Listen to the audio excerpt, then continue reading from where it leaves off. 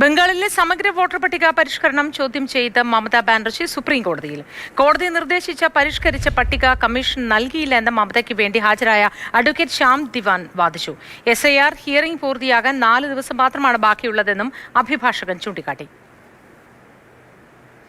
B Balagopal വിശദാംശങ്ങളുമായി ചേരുന്നു. ബാലഗോപാൽ, എന്താണ് ഇതുമായി ബന്ധപ്പെട്ട കൂടുതൽ വിവരങ്ങൾ?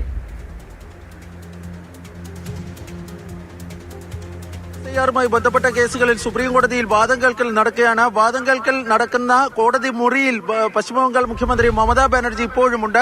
കോടതിയുടെ മുറിയിലെ ഈ ഒന്നാമത്തെ, അതായത് അഭിഭാഷകരുടെ 1ാം നിരയിലാണ് നിലവിൽ മമതാ ബാനർജി ഇരിക്കുന്നത്. പക്ഷെ മമതാ ബാനർജിക്ക് വേണ്ടി ഹാജരാകുന്നത് സീനിയർ അഭിഭാഷകനായ ശ്യാം ദിവാനാണ്. അദ്ദേഹത്തിന്റെ വാദമായിരുന്നു ആദ്യം നടത്തിയിരുന്നത്.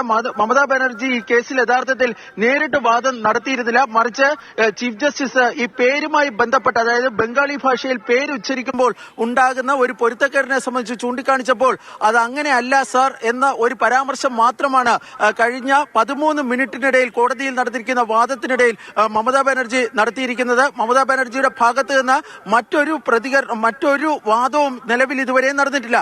ബംഗാൾ SIRമായി ബന്ധപ്പെട്ട് മമതയുടെ അഭിഭാഷകൻ കോടതിയിൽ പറഞ്ഞ ഏറ്റവും പ്രധാനപ്പെട്ട കാര്യം ഈ വോട്ടർ പട്ടിക, സമഗ്ര വോട്ടർ പട്ടിക നടപടികൾ പൂർത്തീകരിക്കുന്നതിന് ഇനി 12 ദിവസം കൂടി മാത്രമാണുള്ളത്. ഹിയറിംഗിന് അവശേഷിക്കുന്നത് 4 ദിവസം മാത്രമാണ്. പക്ഷേ 70 ലക്ഷത്തോളം പേർക്ക് ഇതുമായി ബന്ധപ്പെട്ട, അതായത് ഈ നോട്ടീസുമായി ബന്ധപ്പെട്ട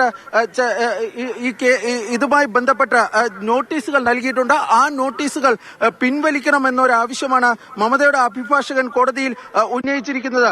മറ്റൊരു പ്രധാനപ്പെട്ട കാര്യം ഇപ്പോൾ കോടതിയിൽ നടന്നിരിക്കുന്നത്, മമത കോടതിയിൽ വാദം ഉന്നയിക്കാൻ വേണ്ടി തുടങ്ങിയിരിക്കുന്നു എന്ന ഏറ്റവും സുപ്രധാനമായ വാർത്ത ഇപ്പോൾ പുറത്തുവരികയാണ്. പാർട്ടിക്ക് വേണ്ടിയല്ല, ജനങ്ങൾക്ക് വേണ്ടിയാണ് താൻ സുപ്രീം കോടതിയിൽ ഹാജരായിരിക്കുന്നതെന്ന മമതയുടെ പരാമർശമാണ് ഇപ്പോൾ കോടതിയിൽ ഉണ്ടായിരിക്കുന്നത്. അതായത് കഴിഞ്ഞ 15 മിനിറ്റോളം ഇതുമായി ബന്ധപ്പെട്ട് പരാമർശം നടത്താതിരുന്ന മമതാ ബാനർജി ഇപ്പോൾ കോടതിയിൽ തന്റെ വാദം കേൾക്കൽ നടത്തുന്നുണ്ട്. കോടതിയിൽ അവർ പറഞ്ഞിരിക്കുന്നത് പാർട്ടിക്ക് വേണ്ടിയല്ല, മറിച്ച് ജനങ്ങൾക്ക് വേണ്ടിയാണ് താൻ ഈ കേസിൽ ഹാജരായിരിക്കുന്നതെന്നാണ് മമതാ ബാനർജി പറഞ്ഞിരിക്കുന്നത്. തനിക്ക് 10 മിനിറ്റ് സമയം വാദിക്കാൻ വേണ്ടി അനുവദിക്കണമെന്ന് മമതാ ബാനർജി ഇപ്പോൾ ചീഫ് ജസ്റ്റിസിനോട് ആവശ്യപ്പെടുകയും ചെയ്തിട്ടുണ്ട്. വളരെ, അതായത് ചരിത്രത്തിൽ തന്നെ സമാനതകളില്ലാത്ത ഒരുപക്ഷെ സുപ്രീം കോടതിയുടെ നടത്തുന്ന മുഖ്യമന്ത്രി ആവും മമതാ ബാനർജി. ബി ബാലഗോപാലാണ് വിശദാംശങ്ങൾ പങ്കുവച്ചത്.